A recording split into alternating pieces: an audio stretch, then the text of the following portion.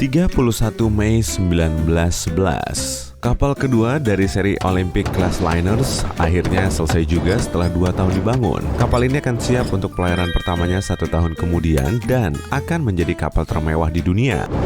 Mereka menamainya Titanic. Kamu baru saja membaca berita yang menghebohkan di Daily Herald dan memutuskan untuk memanjakan dirimu untuk berlayar di atas permata lautan ini. Kamu menuju kantor pusat White Star Line di London untuk membeli tiket kelas 1 yang termurah seharga 30 pound. Sekarang harganya di atas 63 juta rupiah. Rabu, 10 April 1912, hari yang kamu nantikan pun tiba. Kamu harus berada di Southampton pukul 9.30 pagi. Penumpang kelas 3 menaiki kapal terlebih dulu, disusul kelas 2 dan kelas 1 sebelum akhirnya kapal ini angkat sauh. Pramugari dan pramugara kapal menyambut semua penumpang dan menunjukkan letak kabinmu. Kapal megah di depanmu ini jauh lebih besar dari yang kamu bayangkan. Begitu kamu naik, Kapten Edward Smith sendirilah yang menyambutmu. Perjalananmu akan dimulai sebentar lagi. Begitu selesai transit di Cherbourg dan Queenstown, kapal ini akan mengangkut lebih dari 2.200 penumpang dan kru kapal untuk memulai perjalanan transatlantik. Titanic siap berlayar. Kamu pun mendengar klakson dari dek kapal selagi melambaikan tangan ke orang-orang di pelabuhan. Tapi beberapa menit kemudian, kamu mendengar kepanikan di atas dek. Kamu pergi keluar untuk mencari tahu apa yang terjadi. Ternyata ada kapal lain berlayar terlalu dekat. Sisi kapalnya bertuliskan SS City of New York. Titanic belum terlalu jauh meninggalkan dermaga, tapi sepertinya akan terjadi tabrakan, walau hanya berjarak beberapa meter. Untungnya, Kapten Smith berhasil menjauhi kapal itu. Phew, nyaris saja. Titanic dijadwalkan tiba di New York seminggu kemudian pada 17 April. Tapi itu pun kalau semuanya berjalan sesuai rencana. Cuaca cerah sampai hari Minggu tanggal 14. Tibalah saatnya ketika Titanic memasuki front dingin yang ditandai dengan ombak tinggi dan angin kencang.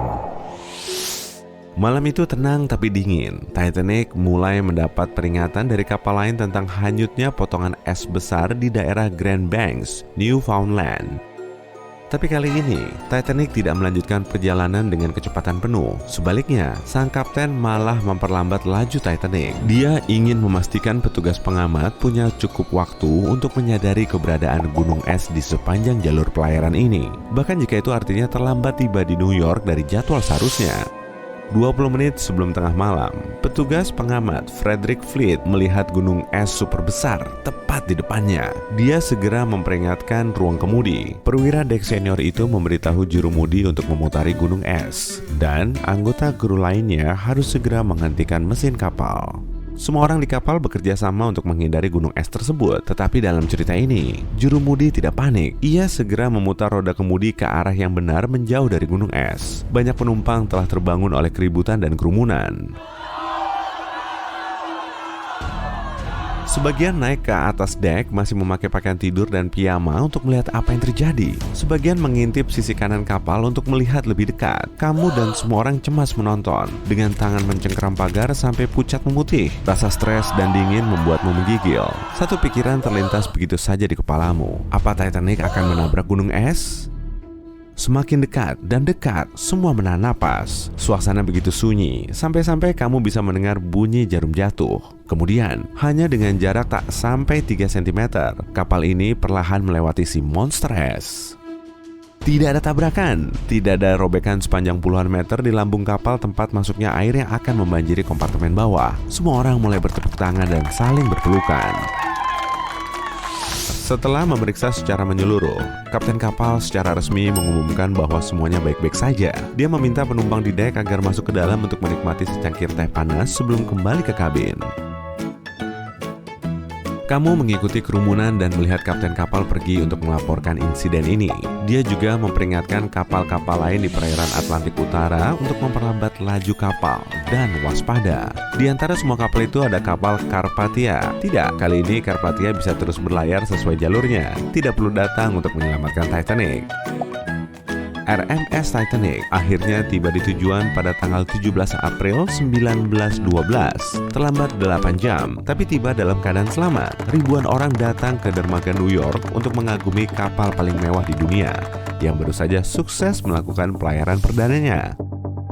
Sebelum turun dari kapal, beberapa penumpang bertukar alamat untuk saling berkirim surat, seperti petenis Richard Norris dan Carl Burke. Keduanya adalah penumpang Titanic, tapi kali ini Norris tidak perlu menghabiskan berjam-jam di perairan dingin Atlantik Utara mencoba membantu penumpang lain, dan hampir kehilangan kakinya akibat hipotermia.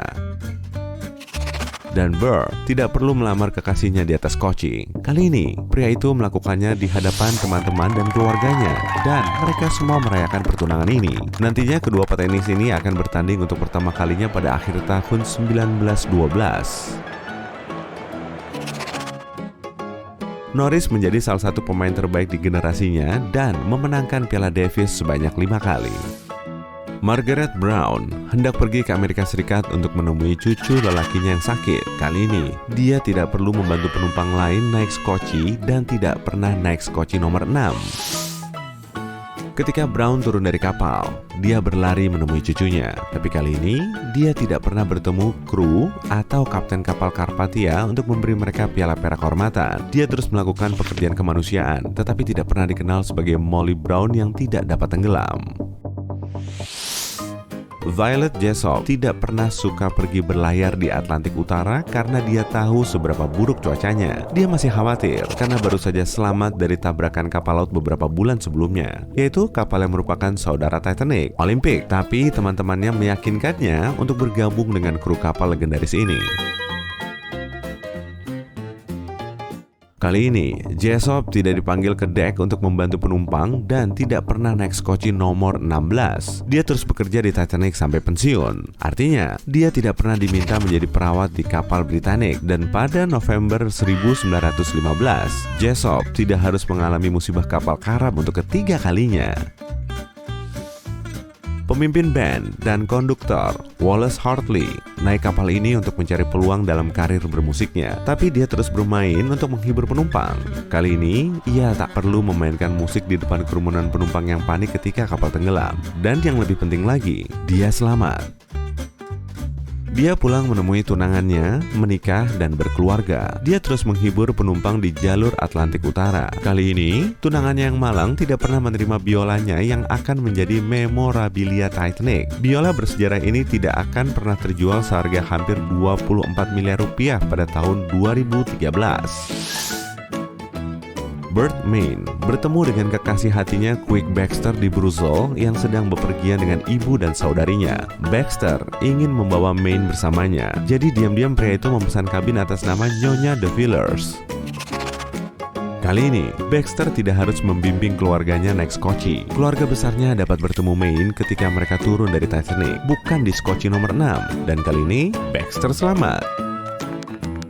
Baxter kembali ke Kanada bersama Main, dan wanita itu tidak pernah kembali ke Eropa sendirian. Keponakan Main tidak akan pernah menemukan kotak sepatu di lemari milik wanita itu yang berisikan kenangan dari Titanic.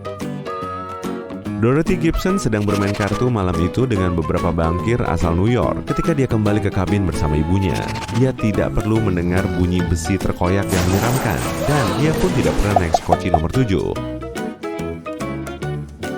Pada bulan Mei 1912, Gibson tidak akan membintangi film mengenai korban selamat dari Titanic. Kan kapalnya tidak pernah tenggelam. Gibson terus melakukan banyak hal hebat, dan dia akhirnya pindah ke Prancis bersama ibunya. Dalam kisah pengandaian ini, Titanic terus menjalani karir yang sukses. Kapal ini menjadi kapal paling mewah selama bertahun-tahun, berlayar di jalur Atlantik Utara berulang kali, juga berhasil mengantarkan penumpang dan surat kemanapun tujuannya. Setelah 25 tahun bertugas, kapal ini akhirnya dibongkar. Kapal besar lainnya menggantikan Titanic. Kapal pengganti ini memiliki lebih banyak ruang untuk skoci, juga dek yang cukup besar bagi penumpang untuk berjalan-jalan dan bermain. Perusahaan White Star Line akhirnya merger dengan pesaing mereka. Tapi kali ini, bukan karena banyak kapal mereka yang tenggelam, tapi karena mereka berhasil mendapat keuntungan yang lumayan dan tumbuh jadi perusahaan besar. Pada tahun 1980, perusahaan ini menjadi perusahaan maskapai besar dengan penerbangan pertamanya dari Dublin ke New York. Kapal ini dijuluki Titanic untuk menghormati kapal bersejarah milik maskapai ini. Dan kali ini, pada tahun 1985, satu-satunya yang ditemukan oleh para ahli kelautan di dasar Atlantik Utara hanyalah karang, ikan, dan moluska, dan beberapa kalung berlian biru yang agak besar. Wah, salah, ternyata hanya beberapa pecahan kaca berwarna biru. Lupakan saja.